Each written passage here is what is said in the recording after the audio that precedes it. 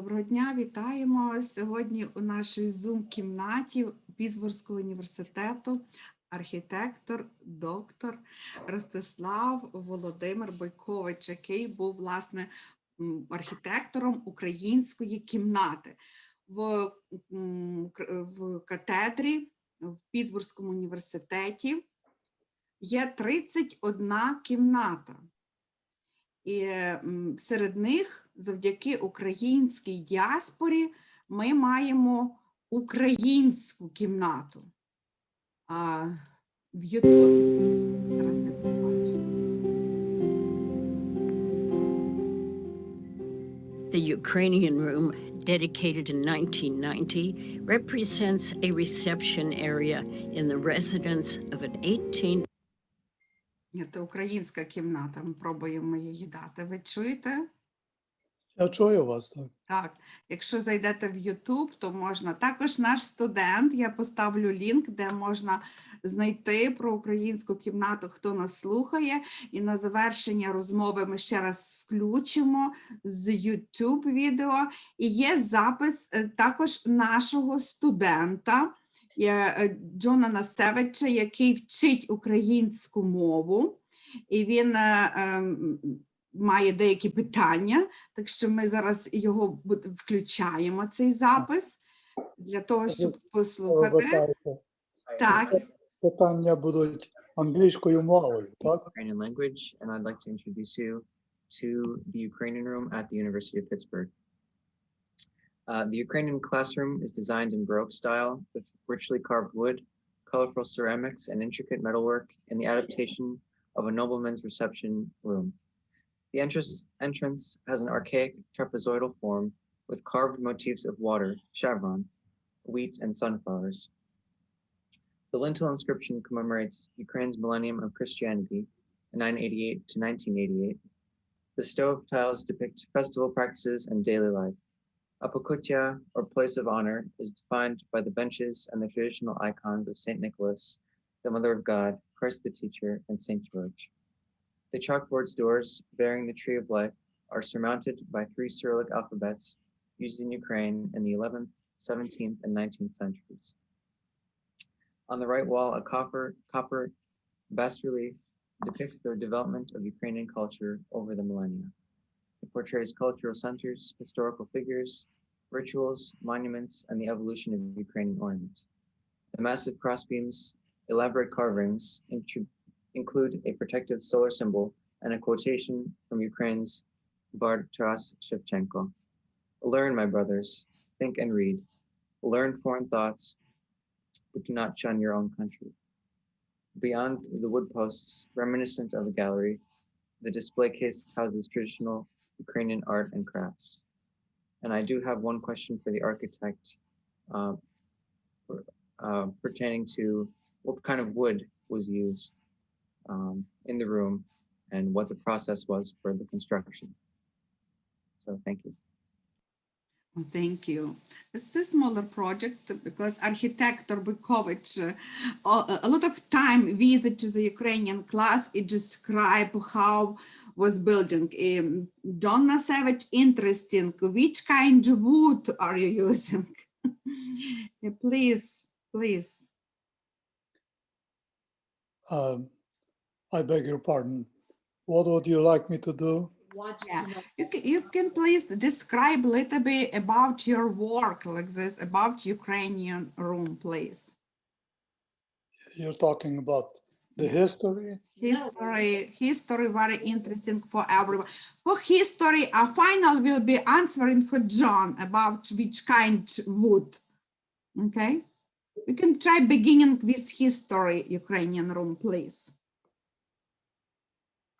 Which kind of wood did you use in the construction here?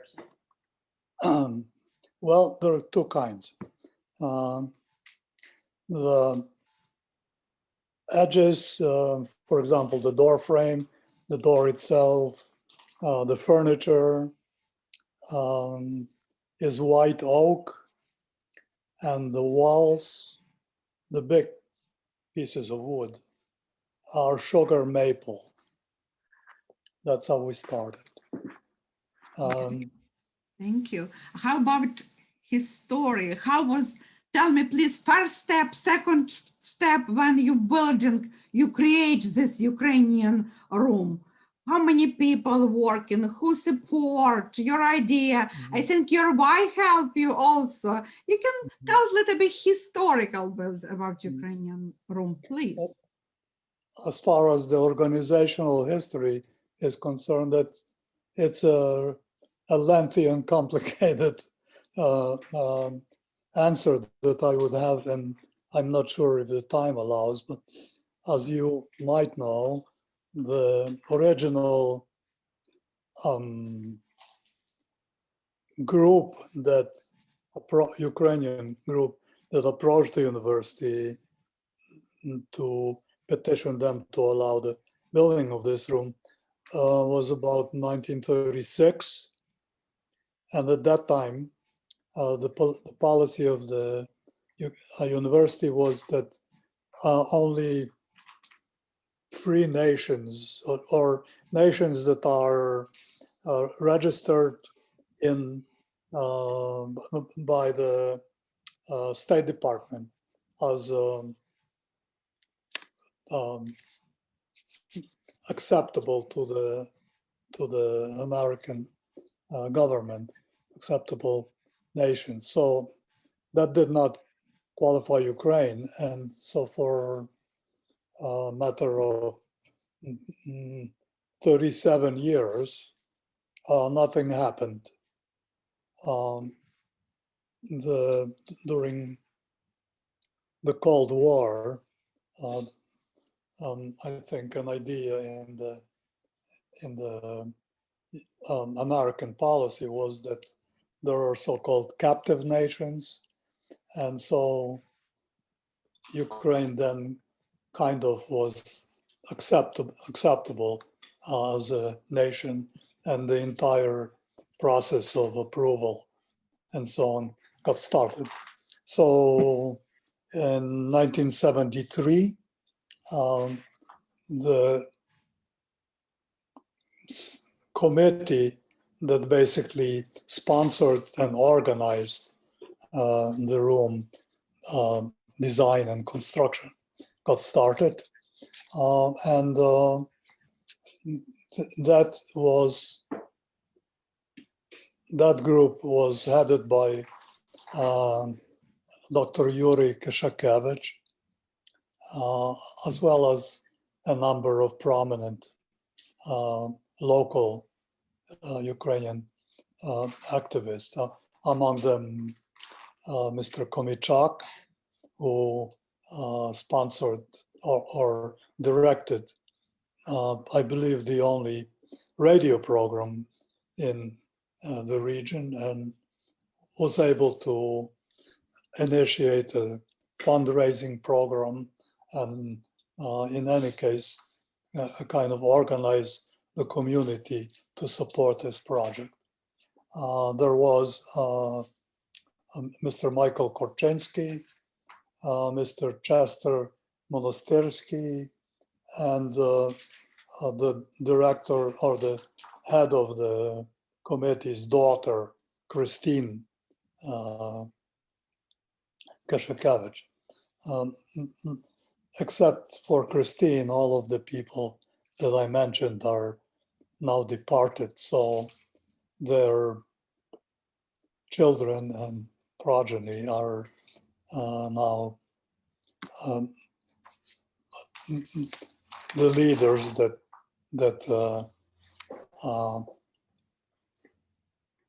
I'm not sure how to put it, that kind of supervise, and some of them are in the current state of the committee. Dr. Roman Kashakevich is the current chairman, as I understand it. I haven't been very active in the recent years, so I'm not sure. Okay, so this committee, I'm not sure, please tell me if my time is, I can keep going. This committee organized a group of artistic advisors that would develop the program for all of the things that you see in the room. And the head of that, or the principal person that did all of the research to organize the program was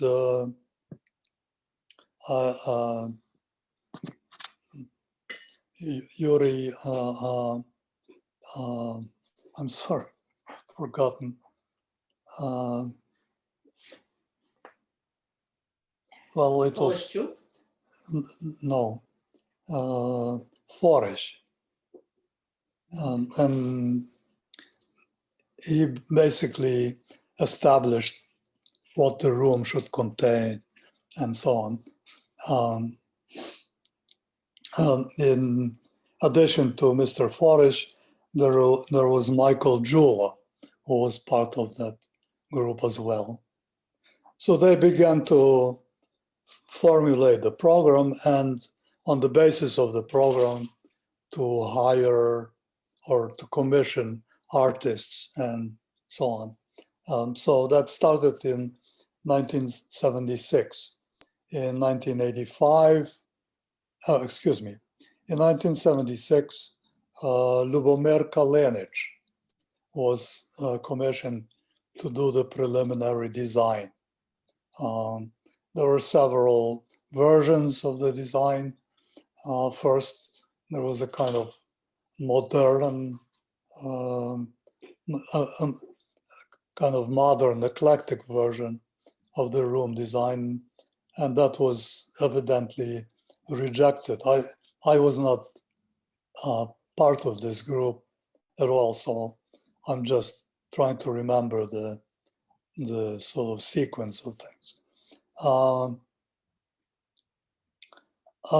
So in any case, in 1985, Natalia Kormiluk and Ram Bahouten were commissioned. Natalia Kormiluk to do the tiled oven that you see in the corner and behind you there, and Ram Bahouten to do this masterful representation of Ukrainian history. He called it Slava Ukraine, so the glory. Слава, героям слава. I could go into details, but I'm not sure. I'm just going through the people that were hired. In 1987, 2 years after that, Sviatoslav Makarenko was hired to do the 4 icons that are set on over the gallery element where you're looking. And then finally I got hired because there were the entire effort is a group effort. There is no one person that is responsible for the entire thing. My own contribution was to kind of refine the architectural design, such as it was at the time, and to provide licensed architects production of the construction drawings and to detail the room. For example, all of the ornament that is carved, including the furniture and so on. So that took me, that was in 1989. And it took me about a year to do the drawings. And I helped the committee to find a contractor or a craftsman that would be able to do the woodwork in the room and to kind of coordinate the process with the university. We had several candidates. One was local, but finally settled on a man named Landel, whose company was called Church Furniture. Their work mostly was production of, as you could imagine from the name, interiors of churches, iconostasis, and so on.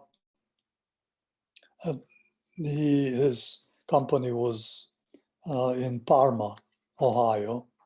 So I began a series of trips to check on how the work is going and so on.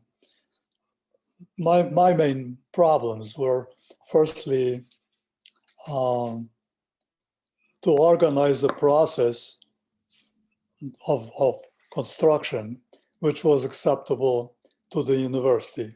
At that time, unions were still important in the American economy. And so in terms of the university's position, everybody that worked in the building had to be a union member. So since Mr. Lendl was not that, I devised a kind of two-stage development. And that is that Mr. Lendl would build all of the elements that you see pictured here. The floor, the walls, beams, ceiling panels, furniture, and all of the other wooden elements. And he would assemble them in Parma to make sure that everything fits. And then he would deliver them to the university, and a union contractor would then reassemble everything inside the room. So this was an acceptable process to the University of Pittsburgh, and we proceeded on that basis. So as he started, Lendl started construction on the elements, I kept drawing. So my drawing process was a year, and roughly his production was about a year as well. So in the end, the work was delivered in early 1990. We were attempting, the date over the door is meant to connect with the celebration of the Christianity in Ukraine, Rus, in 1988, but we never managed to meet that date. So we were 2 years late, and the dedication was in the summer of 1990. So I think looking backwards, I would say that one really difficult thing for me was to find a way how the workers could approximate handmade historical folk production, which has a particular character, and it's not possible to do that with machine production. So one of the things that I had in the end asked Mr. Lendl was to hew or chisel with a large flat chisel all of the surfaces so that they look like they're not cut, not sawn, but rather chiseled by hand. So that was one of the kind of challenges, and the result is, to my way of thinking, adequate, although not ideal. That time, I think the room was built too late, in one sense, and that is that at the time there was no possibility of hiring people from Ukraine to do the design and the production and so on. That it would have been wonderful to do, but it was just unthinkable because of the Iron Curtain and the position of Ukraine in relation to its neighbor, Russia. In comparison, many of the other very successful rooms, for example, the Korean room that was recently built, used almost exclusively people from Korea. There were for example, five carpenters that lived here. They built the things in Korea and lived here and installed the room as it is now. Very successful, to my way of thinking. So these are kind of two problems that we had to overcome. As for other questions that you might have, I'd be happy to hear them and try to answer them. One of the things that, as I mentioned, 5 years ago, a Kyiv TV channel station came to interview us in the room. And the question that was of interest to the interviewer was, why was this room built? So I tried to answer, but I was kind of overcome. So my co-speaker was able to answer the question.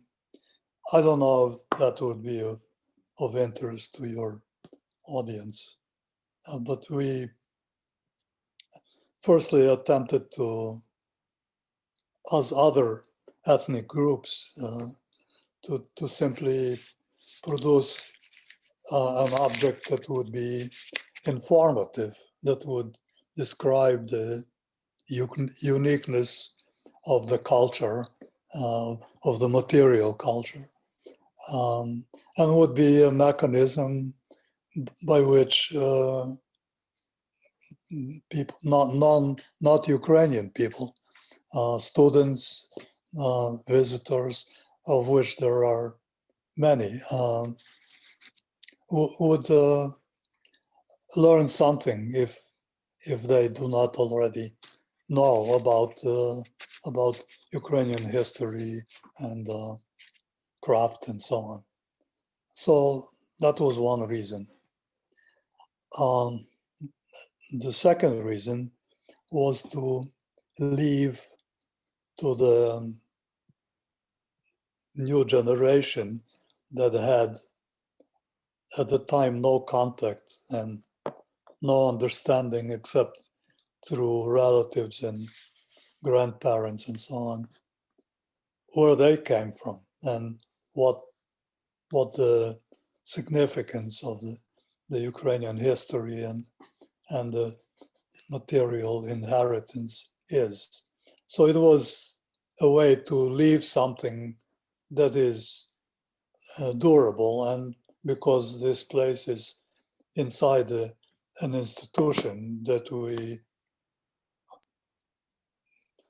believe will endure, that was the best way to protect whatever it is that we built. And the investment was large, since there was no one in the community that was well-to-do enough to donate a substantial sum, unlike other groups that I could mention. For example, the Armenian room, which was being built at the same time as this. It was all small donations. So it was an enormously difficult process, which Mr. Michael Komichak, I think, directed. And it was an enormous achievement in my way of thinking. But it took a long time. And so the 17-year long duration, which is perhaps longer than typically it is for groups that sponsor the rooms, was because of the lengthy fundraising process.